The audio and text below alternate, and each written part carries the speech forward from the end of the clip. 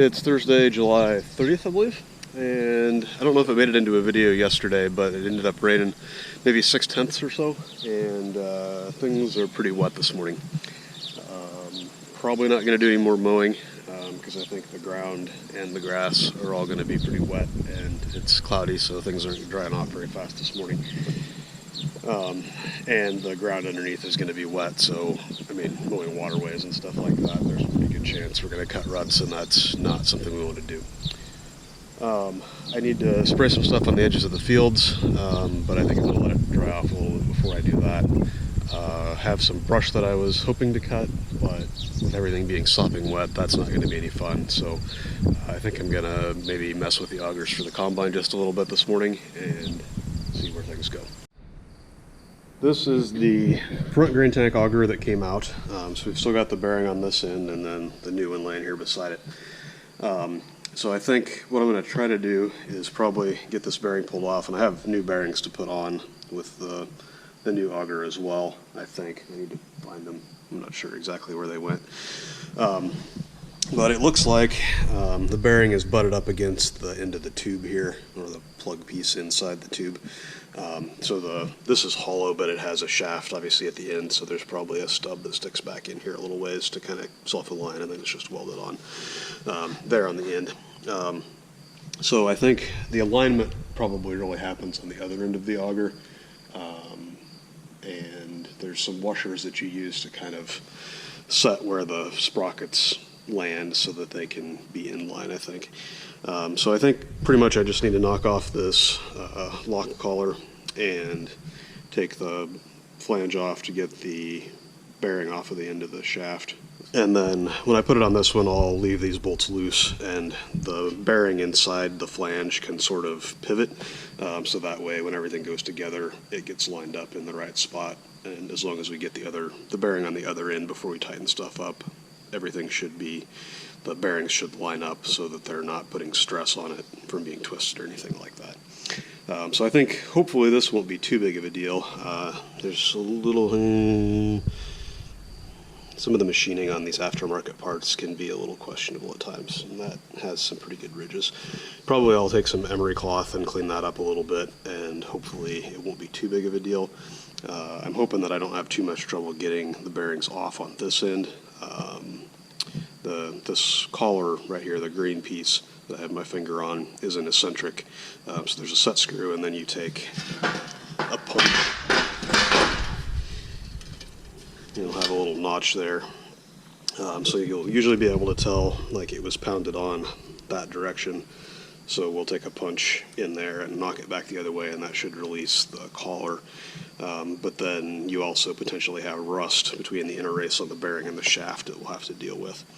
So it just depends on how rusted that is, or how seized up it is, which on the old augers on the other end, the machining on the rear auger was pretty good, and I got it off without too much trouble, without having to heat it. This one I had to torch the bearing out because it had pretty good grooves from the machining marks. So we'll see what the other end is like and go from there.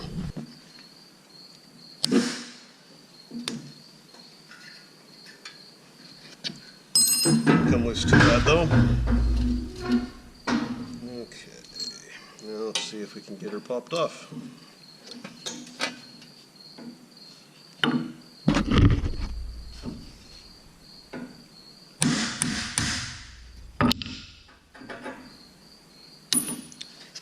Okay, that was the easy part.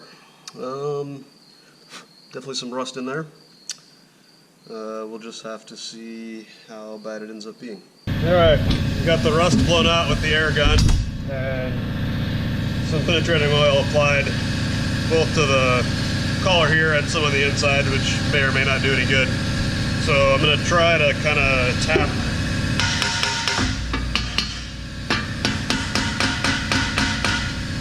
I think it might be moving.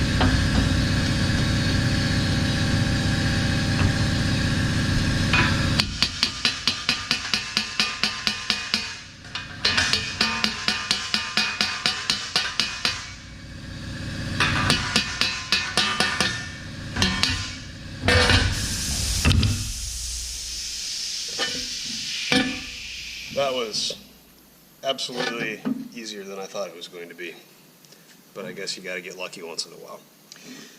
So we'll pop this collar off. I also had seen there was kind of some cracks in here, but I think it's just dust. The bearing itself seems to be okay. Feels pretty tight, really.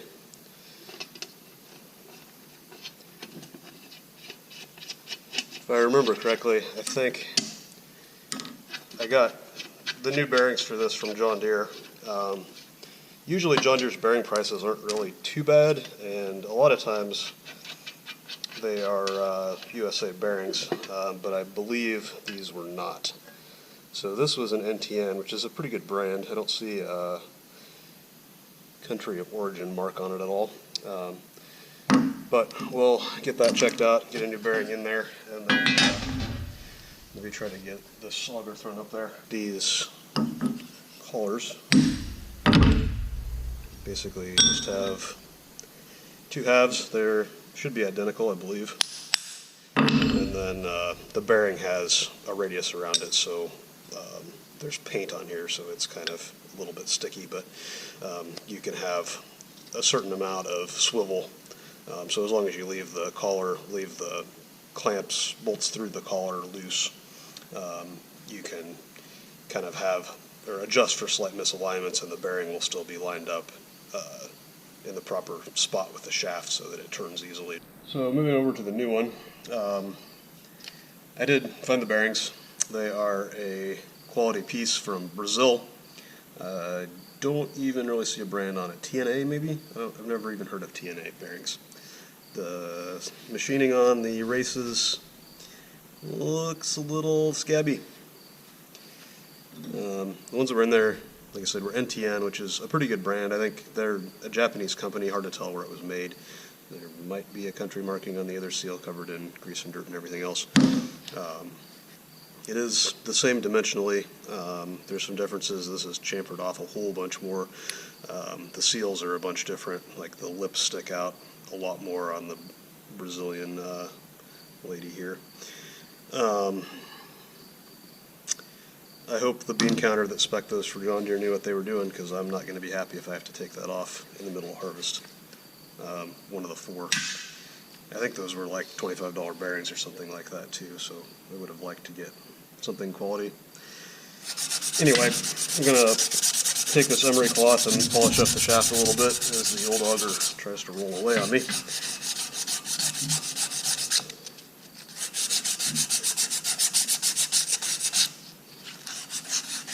This is just kind of knocking off a little bit of the rust in some of the high spots so that the bearing will slide on a little easier.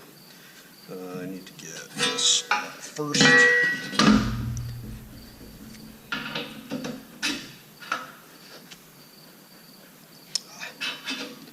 Forgot my flange.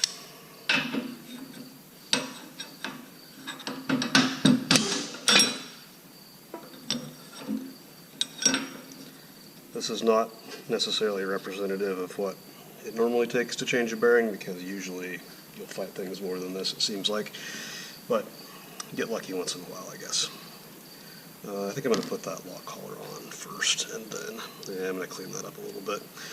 So we'll get the kind of the rust cleaned out of there, and then get that locked back on. So we'll just put the use the punch the same direction that it was installed from the factory, which was that way. Which would be, let's see, the thing is going to turn that way. So you go the same direction as the shaft turns to tighten, so that way, if your bearing slips or drags or whatever, it tightens the collar. Yes. You just have to make sure you get it onto the eccentric part on the bearing so that it's all the way back, and then we'll lock that around that way with the punch. This guy is ready to go. I'm just going to show, this is what I'm saying.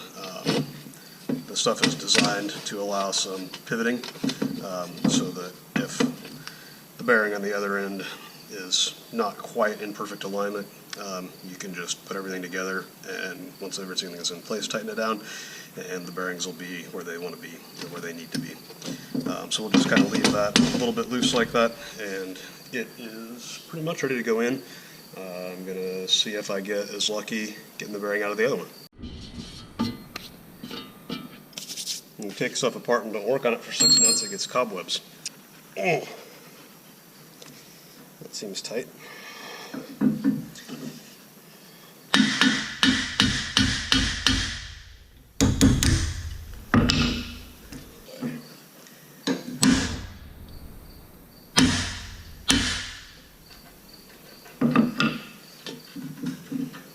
Just like so.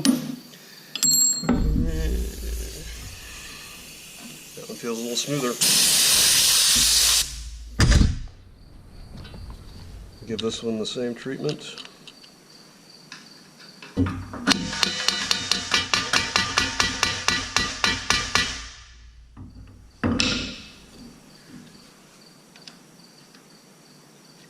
It's moving, but it's a lot tighter. So I think we might let that soak a little bit and hopefully get that penetrating oil wicked back into some of the spaces that are tight. Just give that a couple minutes, and in the meantime, it looks like, as long as this isn't too much of a disaster, which it is tighter than the other one, but I don't think it'll be too bad, we'll be able to get these shoved up into the grain tank today at least. I don't know if I'll get everything hooked up on the other end, but at least can get them off the floor of the shop. So I think I'm going to try to get that front one shoved in there. I might have to do a little bit of rearranging of some of the stuff that's in the grain tank. So we're going to check that out and see if we can get that front one in. I also am going to have to unhook the rods that hold out that side panel and get that flipped up so that we can get enough space to get the auger. Like, the front one will go in this hole, the front hole, believe it or not. And since it's long enough, you can't get it. You have to go in straight enough to be below the gearbox and all of that sheet metal stuff there.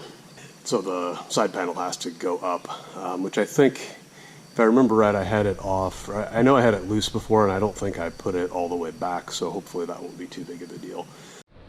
Got the front one in the tank.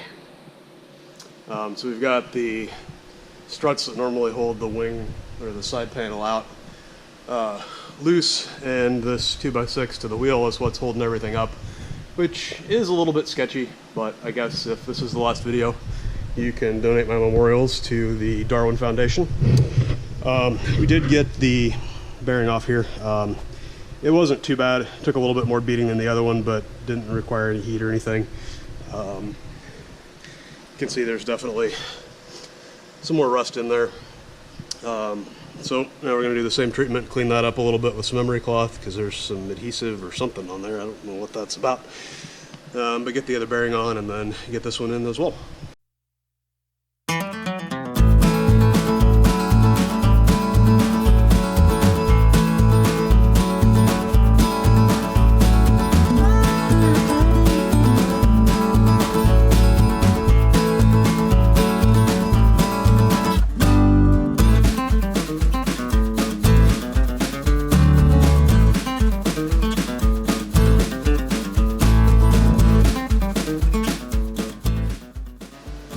There's a little bulge in that weld that's not letting the bearing go back.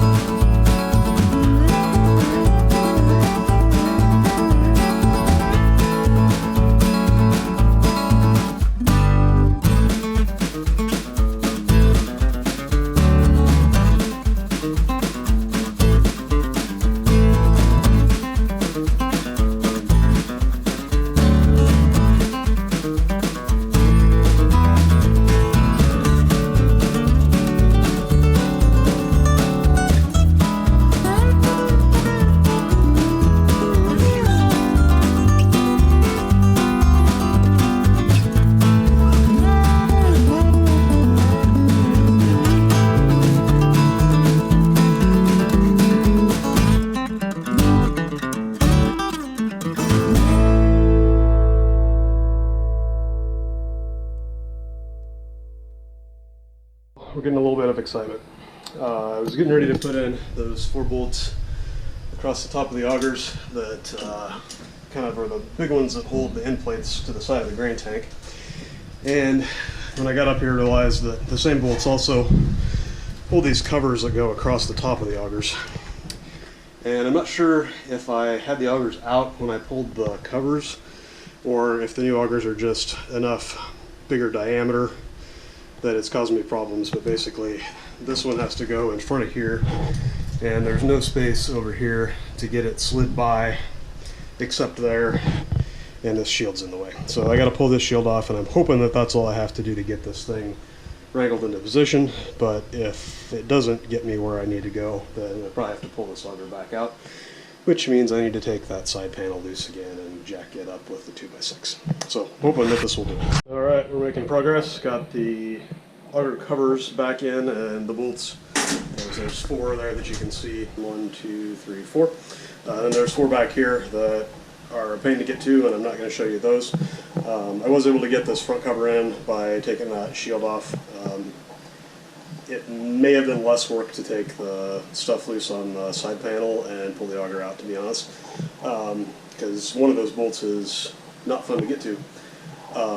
But anyway, stuff's in. The next thing to do here is we've got the brace pieces, which this is actually the back one, and the front one is sitting in the back one at the moment, that bolt into the top here and then get pulled up a couple inches, it looks like. And there's some bolts over here on the end also that secure the end there by the sump going up for the big auger, and then the unloading auger sticks back behind this shield. So I think since I've gone this far, I'm going to go ahead and get all this stuff screwed back down, and then we'll have sort of the unloading system all put back together. I am going to hold off putting the shields back on that and the tube and everything for a little bit. We are all back together. I didn't have to pull these up, I just had the wrong bracket. The front auger is lower than the back one, so it looked like there was some space that needed to come up, but it actually lined up about perfect. So that stuff's all bolted in. I need to do the drive end bearings and sprockets and all that stuff, which is probably going to be a battle for another day. And then a little bit of stuff to finish up with the shields and tube on the tank loading auger and stuff that probably I might wait till we're working on the combine and pull it out of the shop, just because we're pretty close to the ceiling right now, and doing much in here is kind of a pain.